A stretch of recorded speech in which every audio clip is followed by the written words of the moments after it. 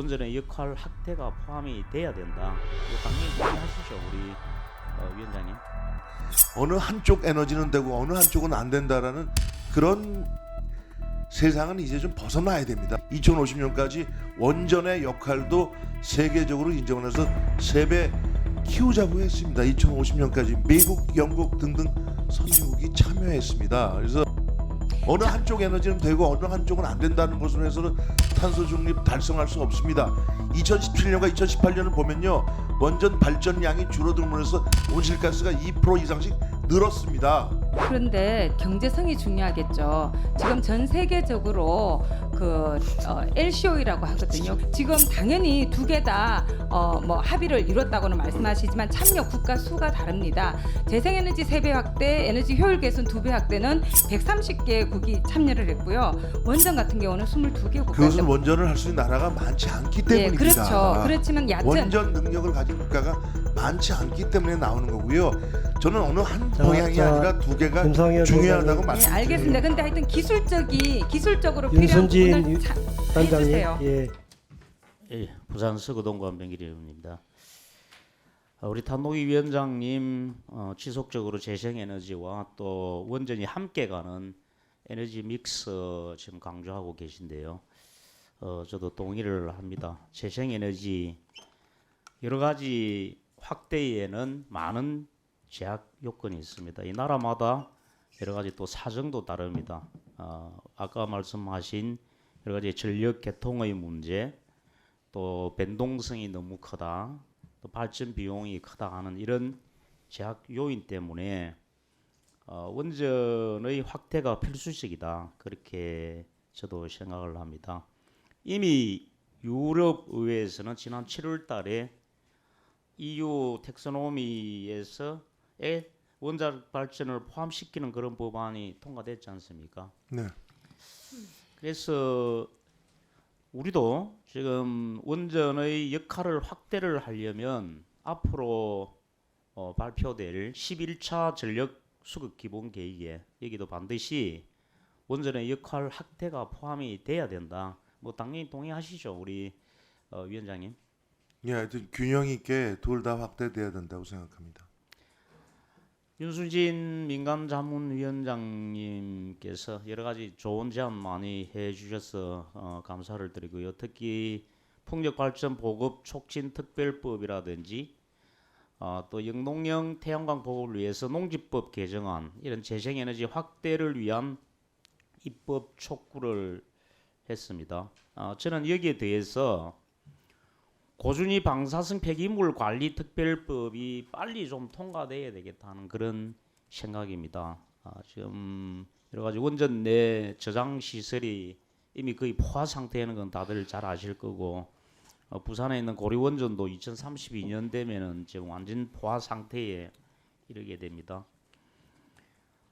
이런 그동안에 노력이 있었습니다만 방패장 건설 속도가 매우 지지부진하고 해서 우리 여러 또 의원님들이 이미 법안 발의도 해 놓으셨고, 그래서 이게 빨리 특별법이 통과시켜야 된다고 저는 이렇게 생각하는데, 우리 윤순진 그 민간위원장님 뭐 똑같은 생각이시죠? 한번 견해를 한번 말씀해 주시죠.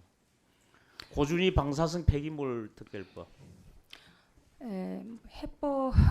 고준위 방사성 폐기물은 당연히 우리나라 국내에서 해결해야 된다고 저는 생각을 하고 있습니다. 문제는 그게 쉽지 않다는 건데요. 그리고 특히 이제 원전과 재생에너지의 균형적인 이용을 말씀을 하셨지만, 사실 그 이전에 해결돼야 될 게 사실은 고준위 방사성 폐기물 처리 문제이죠.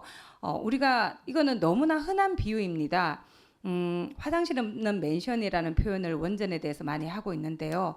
만약에 계속해서 그 처리되지 못하는 그런 방사성 폐기물을 지속적으로 생산해 낸다면 사실 원전의 지속 가능성은 이야기하기 어려운 상황입니다. 그런데 그게 단지 이제 부지를 어디에 마련할 것인가의 문제만이 아니라 그것을 안전하게 관리할 수 있는 우리가 기술이라든지 또 처분 장소가 정말 그렇게 안전하게 확보될 수 있느냐, 지역 주민 수용성을 얼마나 또 확보할 수 있느냐 이런 문제들이 함께 고려가 돼야 된다고 생각을 합니다.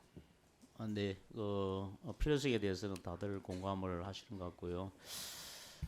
탄핵위원장님, 예, 지난 12월 19일 날 해수부에서 중요한 자료를 하나 냈는데 해수면 상승 관련 예. 자료를 하나 냈습니다. 이거 예. 보셨죠, 그죠? 예, 국립해양조사원 조사 결과에 따르면 지난 34년 동안 우리나라 연안 해수면이 거의 매년 한 3mm 정도씩 높아졌습니다. 그래서 총 평균 한 10.3cm 가량 상승을 했고요. 이 시뮬레이션 결과에 의하면은 현재처럼 이렇게 탄소 배출이 계속된다면 2100년 정도 돼서는 현재보다 해수면이 한 1.1m 정도 더 높아지고 여의도 면적의 173배에 달하는 면적이 바닷물 속에 가라앉을 것이다 이렇게 예측을 하고 있습니다. 그리고 최근에 또 언론 보도 보시면 동해안에 오징어가 사라지고 바다에 물고기가 없어집니다. 이런 게 다 기후 위기 때문에 오는 거라고 생각을 하는데 우리 산문단에서 교통 이상기후 대비해서 교통 수리 시설의 점검 대책이 필요하다. 그렇게 말씀하시는데 저는 이것을 뛰어넘어서 예, 정부 차원의 기후 변화에 따른 TF를 한번 구성해 보는 게 어떻겠냐. 지난 여름에 수해가 문이 금정부 TF를 한번 한 적이 있습니다. 예, 근데 이게 일회성이었고 이제는 일회성이 아니라 기후 위기에 대응하는 상시적인 상설 기구로서 정부 차원의 TF 이게 필요하다고 생각하는데 우리 예, 양 위원장이 예. 저는 뭐 안병길 의원님 말씀에 전적으로 공감하고 이미 이제 이 적응 분야에서 통합 플랫폼을 만들고 있습니다. 이제 이 해수면 상승을 비롯해서 지금 산불 같은 것도 지금 일상화되고 있지 않습니까? 그래서 농업 분야, 산림 분야, 그 수처리 분야 거의 모든 분야에서의 기후 변화의 양상을 좀 실시간으로 파악하고 여기에 또 인공지능의 역량까지 동원해서 조기에 재난 경보가 될 수 있도록 이 통합 플랫폼을 구축하고 있고요. 보다 긴밀하게 부처 간에 이런 문제에 대해서 좀 상시적인 대화 채널을 갖는 것이 기묘하다고 생각을 합니다. 예, 예.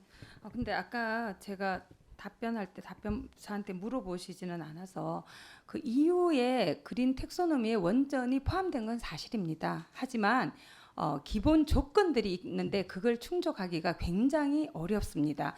그래서 원전이 포함되어 있느냐 없느냐 그 여부도 물론 중요하겠지만 어떤 조건 하에서 원전을 사용하는 게 허락이 되느냐 그게 되게 중요합니다. 그래서 2050년까지 고준위 방사성 폐기물 처분장에 대한 상세 계획을 가지고 있어야 되고요.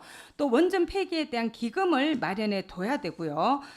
특히 이제 2045년 이전에 그 건설에 대한 허가가 나와야 되고 가장 또 중요한 게 2025년부터는 사고 저항성 핵 연료를 사용해야지만 그게 그린 텍소노미에서 인정하는 원전이 될 수 있습니다. 그래서 우리 정부에서 많이 나오는 그 보도 자료를 보면은 이후에 그린 텍소노미에 원전이 포함되어 있다는 사실에만 관심을 두는데 어떤 조건으로 그게 포함되어 있는지에 대해서 좀 더 긴밀하게 검토하면 좋겠다는 그런 말씀을 드립니다. 그다음에 기후 변화와 관련해서 해수면 상승에 대한 우려에 대해서 말씀을 주셨는데요. 당연히 정말 중요한 일입니다. 예를 들면 제주도 같은 경우에는 이미 특히 우리나라에서 바다 온도, 해양 온도가 가장 빠르게 일어나고 있는 바다가 제주 앞바다입니다. 남해 바다가 지금 특히 제주 앞바다가 가장 빠르게 상승하고 있고요. 그래서 제주도 같은 경우에는 우도 같은 데는 이미 청진항 같은 데는 해수면이 상승하는 민물기에는 그 부두를 사용할 수가 없게 되어 있습니다. 왜냐하면 물이 차서요. 그래서 이런 게 지금 우리나라 같은 경우는 삼면이 바다이고 또 거기에 많은 그 해운을 우리가 이용하고 있기 때문에 이런 항만 시설이 해수면 상승에 어떤 영향을 받을지 이런 부분에 대한 검토도 필요하고 또 굉장히 많은 도시들이 해안을 끼고 발달해 있기 때문에 해수면 상승에 대한 그런 건물 영향 또 거주지 영향 이런 것들에 대한 논의가 굉장히 중요합니다. 특히 우리가 간척 사업을 많이 했기 때문에 사실 해수면 상승에 의해서 영향을 받는 게 많고요. 공장, 산당 같은 경우에도 수출입 때문에 해안 도시에 많이 건설이 되어 있죠. 그리고 말씀하신 원전 같은 경우에도 해안가에 있습니다.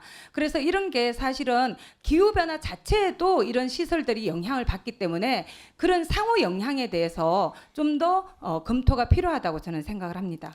예, 제가 저기 의원님, 저도 그러면 저한테 직접 말씀은 안 하셨지만 저 해상풍력 특별법 통과돼야 되고요. 방사성 폐기물에 관한 법도 함께 통과돼야 됩니다. 그래야 우리가 탄소 중립 기후 대응을 해 나갈 수 있는 에너지 정책이 구비가 됩니다. 어느 한쪽 에너지는 되고 어느 한쪽은 안 된다라는 그런 세상은 이제 좀 벗어나야 됩니다. 두바이에서 재생에너지 3배 올리기로 한 동시에 2050년까지 원전의 역할도 세계적으로 인정을 해서 3배 키우자고 했습니다. 2050년까지 미국, 영국 등등 선진국이 참여했습니다. 그래서 이번 두바이 기후변화 총회에서 의미 있게 우리가 봐야 될 것은 재생에너지와 원전 모두 중요한 탄소 중립 에너지란 점입니다. 어느 한쪽 에너지는 되고 어느 한쪽은 안 된다는 것으로 해서는 탄소 중립 달성할 수 없습니다. 2017년과 2018년을 보면요. 원전 발전량이 줄어들면서 온실가스가 2% 이상씩 늘었습니다. 그런데 경제성이 중요하겠죠. 지금 전 세계적으로 그 LCOE라고 하거든요. 균등화 발전 단가를 보면은 원전이 가장 비싸고 재생에너지 특히 태양광이 가장 쌉니다. 육상풍력이 가장 싸고 그 다음에 태양광, 해상풍력 이런 순이긴 한데요. 그런 경제성 부분도 봐야 되고 건설에 필요한 시간도 봐야 됩니다. 그게 재생에너지를 좀 더 우리가 빨리 해야 되는 이유가 건설에 들어가는 시간이 굉장히 짧기 때문입니다. 그래서 그런 부분들을 같이 좀 보면 좋겠고요. 지금 당연히 두 개 다 뭐 합의를 이뤘다고는 말씀하시지만 참여 국가 수가 다릅니다. 재생에너지 3배 확대, 에너지 효율 개선 2배 확대는 130개국이 참여를 했고요. 원전 같은 경우는 22개국. 그것은 원전을 할 수 있는 나라가 많지 않기 때문입니다. 예, 그렇죠. 그렇지만 원전 능력을 가진 국가가 많지 않기 때문에 나오는 거고요. 저는 어느 한 방향이 아니라 두 개가 중요하다고 네, 말씀드립니다. 알겠습니다. 근데 하여튼 기술적으로 필요한 윤순진 부분을 해주세요. 단장님, 예.